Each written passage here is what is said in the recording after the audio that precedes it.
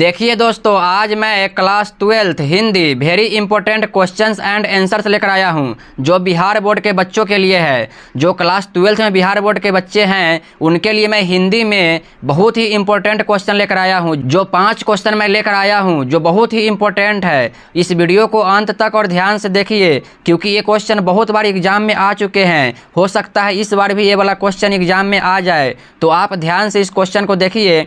अगर आप 2026 में एग्जाम देने वाले हैं क्लास 12th के, तो आप इस वीडियो को अंत तक और ध्यान से देखिए। देखिए पहला क्वेश्चन है, अगर हम में वाक शक्ति न होती तो क्या होता। अगर हम में वाक शक्ति न होती तो क्या होता, मतलब क्वेश्चन है अगर हम लोग नहीं बोलते तो क्या होता। तो देखिए इसका आंसर, देखिए इसका आंसर है अगर हम में वाक शक्ति न होती तो यह समस्त सृष्टि गूंगी प्रतीत होती। अगर हम में वाक शक्ति न होती तो यह समस्त सृष्टि क्या होती, गूंगी प्रतीत होती। सभी लोग चुपचाप बैठे रहते, सभी लोग क्या करते, चुपचाप बैठे रहते। अगर हम लोग नहीं बोलते तो सभी लोग क्या होते, चुपचाप बैठे रहते।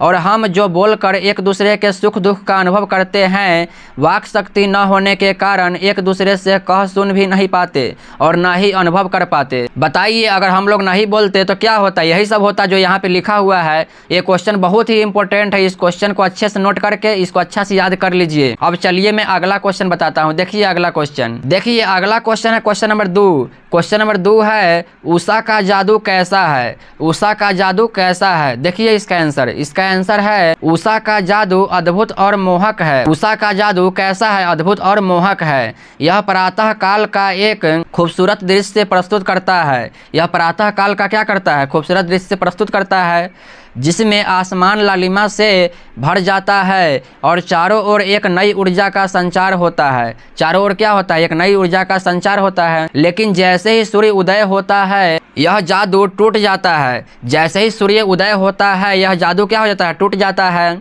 और सुबह की सुंदरता समाप्त हो जाती है। और सुबह की सुंदरता क्या हो जाती है, समाप्त हो जाती है। ये क्वेश्चन बहुत इंपॉर्टेंट है, इसको अच्छा से नोट करके इसको अच्छा से याद कर लीजिए। अब चलिए अगला क्वेश्चन बताते हैं, क्वेश्चन नंबर 3। देखिए क्वेश्चन नंबर 3 है, मालती का चरित्र चित्रण करें। मालती का क्या करना है, चरित्र चित्रण करना है। अगर आप चैप्टर पढ़े होंगे तो वहाँ पे आपको पता चला होगा मालती कैसी औरत थी, वो आपको इसमें मालूम चलेगा। देखिए मालती रोज कहानी की मुख्य पात्र है। मालती किस कहानी के मुख्य पात्र है, रोज कहानी की। जो आप रोज कहानी पढ़े होंगे उसमें आपको मालूम चला होगा। अगर आप नहीं पढ़े हैं तो यूट्यूब पर सर्च करके पढ़ लीजिए, नहीं तो आप किताब से पढ़ लीजिए। अब देखिए आगे, बचपन में वह आज़ाद और खुश रहती थी। बचपन में क्या रहती थी, आज़ाद और खुश रहती थी। उसका सौंदर्य सबको आकर्षित करना था। उसका सौंदर्य क्या था, सबको आकर्षित करना था। 4-5 सालों में वह शादीशुदा हो गई। 4-5 सालों में क्या हो गई, शादीशुदा हो गई और एक बच्चे की माँ बन गई। एक बच्चे की क्या हो गई, माँ बन गई। अब आगे देखिए, अब वह एक कुशल गृहिणी है और परिवार की देखभाल करती है। अब वह क्या है, कुशल गृहिणी है और परिवार की देखभाल करती है। पहले वह चंचल और आज़ाद थी। पहले वह क्या थी, शादी से पहले चंचल और आज़ाद थी, लेकिन शादी के बाद उसका जीवन मशीन की तरह हो गया। शादी के बाद जीवन क्या हो गया, मशीन की तरह हो गया। अब आगे देखिए, उसका शरीर कमज़ोर और उसकी चमक खत्म हो गई है। उसका शरीर क्या हो गया, कमज़ोर और चमक खत्म हो गई है। अब वह शांत और सीधी है और अपना जीवन परिवार पर केंद्रित कर दिया है। और अपना जीवन किस पर केंद्रित कर दिया है, परिवार पर केंद्रित कर दिया है। अब आगे देखिए, अब पैराग्राफ यहाँ से चेंज है। देखिए, मालती भारतीय मध्यवर्गीय समाज की घरेलू स्त्री के जीवन और मानसिक स्थिति का प्रतीक है। इस क्वेश्चन को अच्छे से नोट कर लीजिए और इसको अच्छा से याद कर लीजिए। ये भी क्वेश्चन बहुत इंपॉर्टेंट है। टोटल मैं 5 क्वेश्चन बता रहा हूँ, तो आप इस वीडियो को लाइक कर दीजिए और चैनल पे नए आए हैं तो चैनल को जरूर सब्सक्राइब कर लीजिए। देखिए अगला question, question number 4। Question number 4 है, कवि ने अपनी एक आँख की तुलना दर्पण से क्यों की है। उत्तर इसका देखिए, उत्तर है कवि ने अपनी एक आँख की तुलना दर्पण से इसलिए की है क्योंकि दर्पण स्वच्छ व निर्मल होता है।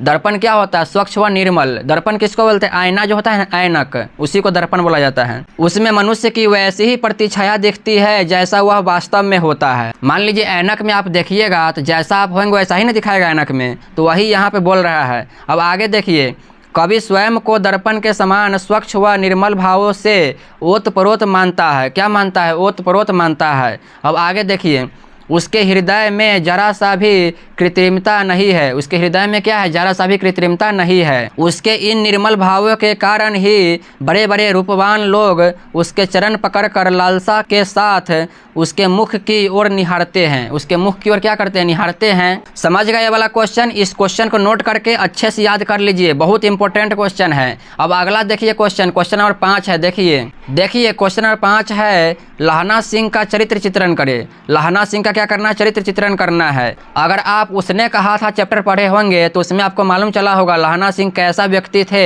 आपको उसी में मालूम चला होगा। अगर नहीं पढ़े हैं तो उस चैप्टर को पढ़ लीजिए। अब देखिए इसका आंसर है लहना सिंह एक वीर सिपाही थे। लहना सिंह क्या थे, वीर सिपाही थे। वह उसने कहा था कहानी के प्रमुख पात्र एवं नायक थे, जो कि मैंने पहले ही बताया है। उसने कहा था कहानी के क्या थे, प्रमुख पात्र और नायक थे। अब आगे देखिए, लेखक ने कहानी में उसके चरित्र को पूरी तरह उभारा है। लेखक ने उसके कहानी को क्या किया है, पूरी तरह उभारा है। अब आगे देखिए, कहानी में उसके चरित्र की निम्नलिखित व्याख्या उभर कर सामने आई है। अब इसके बाद पैराग्राफ चेंज है। देखिए पैराग्राफ चेंज में क्या है, देखिए लहना सिंह एक सच्चा प्रेमी थे। लहना सिंह क्या थे, एक सच्चा प्रेमी थे। बचपन में उसके हृदय में एक अनजान भावना ने जन्म लिया, जो प्रेम था। क्या था, जो प्रेम था। ये बात सच है कि उन्हें अपना प्रेम ना मिल सका, लेकिन फिर भी उसने सच्चाई से उसे अपने हृदय में बसा रखा। जो सूबेदारनी थी वो इनके बचपन के क्या थी, प्रेमिका थी, लेकिन वो लहना सिंह को नहीं मिल सका। अब आगे देखिए, इसके बाद पैराग्राफ चेंज है। देखिए, लहना सिंह बहादुर तथा निडर व्यक्तित्व का स्वामी है, तभी तो वो युद्ध को पूरी तरह समझकर उसमें भाग लिया। अब आगे देखिए, इसके बाद ही पैराग्राफ चेंज है। अब देखिए, सूबेदारनी लहना सिंह से अपने पति और बेटे को प्राणों की रक्षा करने की बात कही थी। जो सूबेदारनी थी, जो बचपन में इनके क्या थी, प्रेमिका थी, वही कह रही है कि आप मेरे पति और बेटे की रक्षा करो, प्राणों की रक्षा करो। तो लहना सिंह ने उसे एक वचन की तरह निभाया और इसके लिए अपने प्राणों की आहुति दे दी। बताइए, लहना सिंह उनकी रक्षा के लिए देखिए अपने प्राणों की आहुति भी दे दी। यहीं तक आज का क्वेश्चन था। मैं 5 क्वेश्चन लेकर आया था जो बहुत ही इंपॉर्टेंट था, वही मैं बता दिया हूँ। आप इसको नोट कर लीजिएगा। चलिए मैं सबसे पहले सभी का स्क्रीनशॉट आपको लेवा देता हूँ। इसका स्क्रीनशॉट ले लीजिए।